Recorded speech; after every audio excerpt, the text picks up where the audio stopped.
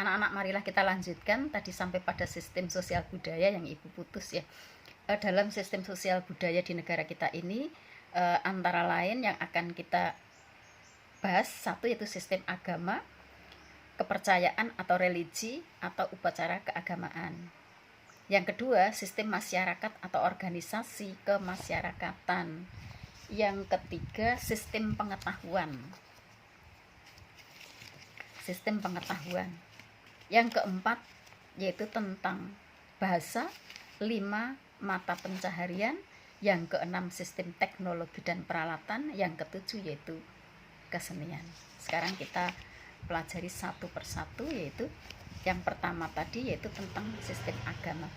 Agama adalah suatu kepercayaan bangsa Indonesia akan Tuhan yang Maha Esa, akan Tuhannya, yang mana karena ini merupakan suatu keyakinan ya, keyakinan bangsa Indonesia akan Tuhannya, ini memiliki hak yang penuh, hak asasi. Di antara semua hak asasi yang ada di dunia ini, yang paling asasi, yang paling hakiki adalah kemerdekaan untuk beragama.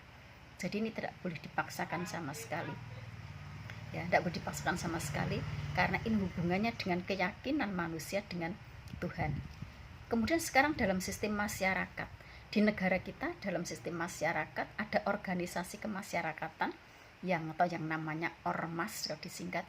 Dalam hal ormas ini, menurut Undang-Undang Nomor 17 Tahun 2013 tentang organisasi kemasyarakatan, yang dimaksud organisasi kemasyarakatan adalah organisasi yang didirikan dan dibentuk oleh masyarakat secara sukarela berdasarkan aspirasinya masyarakat, kehendaknya masyarakat, kebutuhannya masyarakat, kepentingan dan kegiatan masyarakat, dengan tujuan ikut berpartisipasi di dalam mewujudkan tujuan nasional yang tertuang di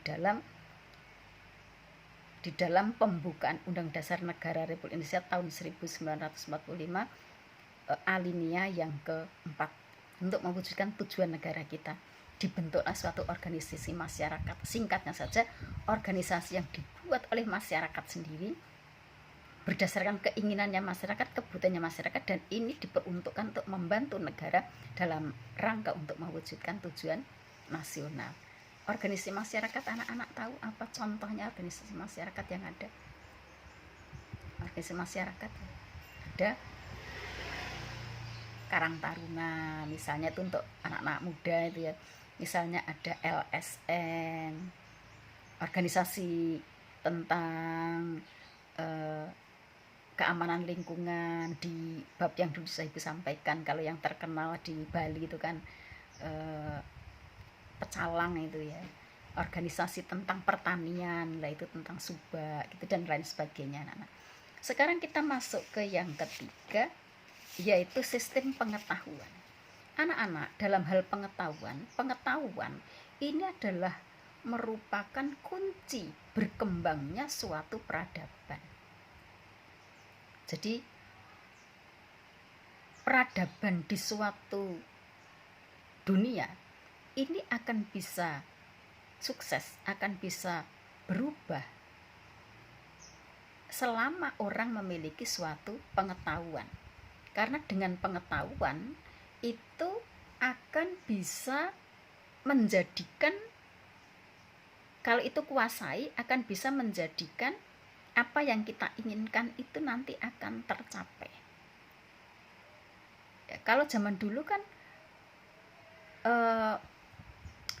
nenek moyang kita pengetahuannya masih sangat rendah, sehingga di dalam akan mencari nafkah saja cukup hanya dengan berburu saja. Alat yang digunakan masih menggunakan batu ya, karena pengetahuannya memang masih rendah.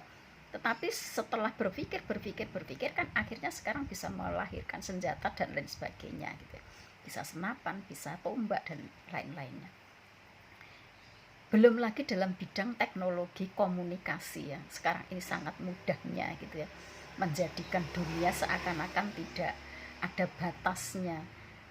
Kamu mau komunikasi dengan kakakmu yang ada di Belanda misalnya, dalam hitungan detik saja asal ambil HP-nya sudah bisa telepon, tidak harus menunggu-nunggu. Padahal kalau zaman dulu mau berjalan ke negeri Belanda bisa dibayangkan sampai berapa tahun gitu.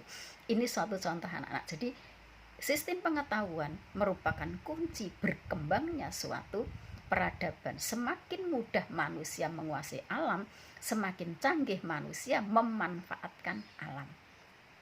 Nah, sekarang sistem pengetahuan umumnya diperoleh dari 3 hal. Ya, kita lanjut nanti saja.